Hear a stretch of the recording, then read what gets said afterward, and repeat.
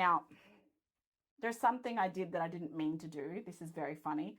I read 3 ice hockey books in a row.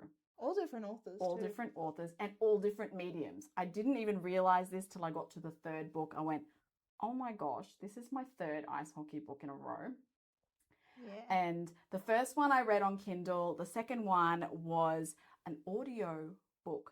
Now, I don't normally read audiobooks for fiction, but I've had a lot of neck and shoulder issues this year, a lot of stress, and I've been very tired. So I didn't want to be holding a book. So I needed to find an audiobook.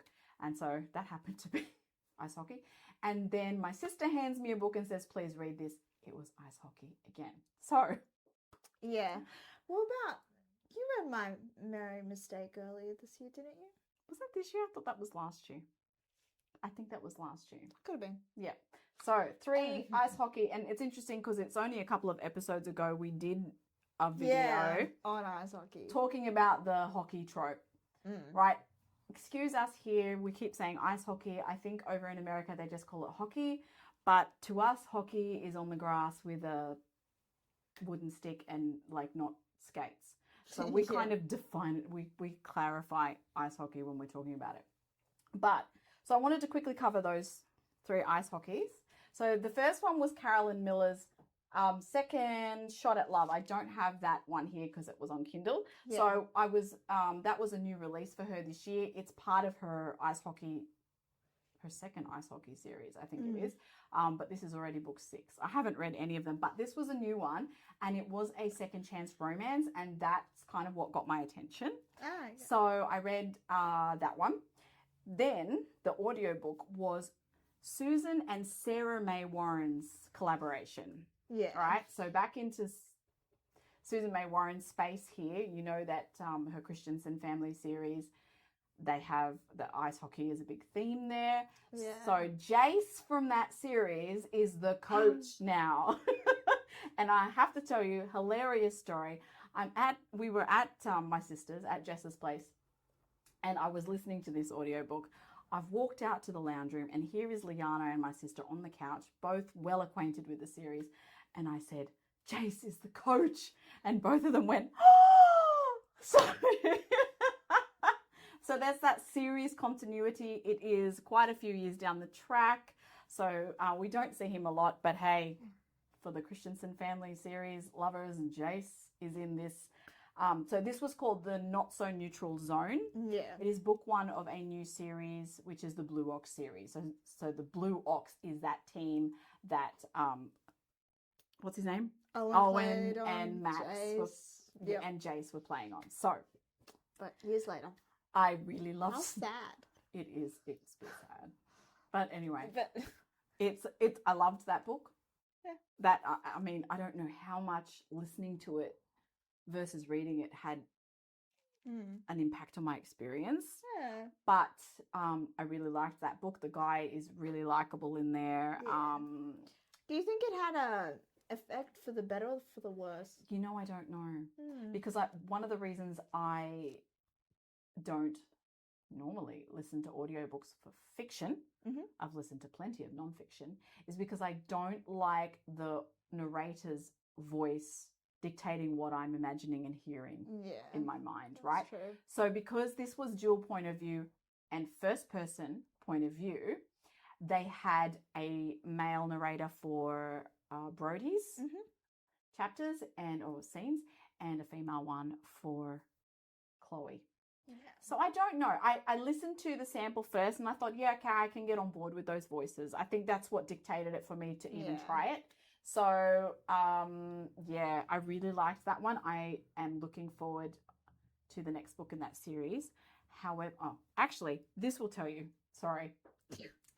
I got so invested in the audio, I wanted to switch to to reading. Right. Because I was so invested in the book, I wanted to immerse myself more fully in my own head. Yeah. And I was actually itching for the paperback to switch to reading, also so I could read it faster. Yeah. But I didn't. That's true. Yeah, I didn't. But that's the interesting thing that happened to me as I was listening to it. I was like, please give me the words. I want to just immerse myself and like really get through it quicker. Yeah. So that tells you anything. The third book, which I have over here. Okay, so a bit of preamble on this book. This is the first book in a new multi-author series, right? Yes. So collaboration. It is rapid releasing, 6 books. One is coming out every 3 weeks, I believe. Oh, really? Yes, the first 2 books That's are quick. out, and it's creating quite a bit of interest. Yeah. It's doing really well. So, Yeah. the reason we know about it also is because book 6 is by Jessica Wakefield. So that's my sister. So she handed me book 1 and she said, you have to read it. Yeah. Yeah. So it's called What If We Broke the Rules? Tara Grace Ericson. So book 1 in this new Heart of Nashville.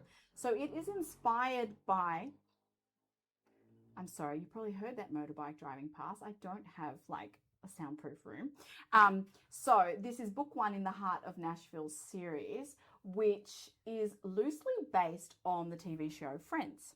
Oh, wow. I hadn't heard that. But... Yes. So it is a, I'm just sorry, there might be another motorbike. No.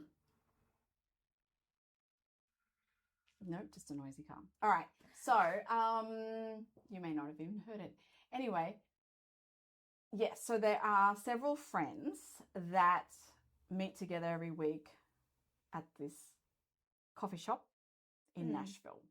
So the strong music themes, like a couple of them are musicians and things like that. It's loosely based on that. So that's pretty cool. Yeah. And this one happened to be ice hockey. So he's not part of that group. So his name is Pierce. Lindsay is the heroine. She's part of that friends like group that hang out, right? She's a physiotherapist. He gets injured.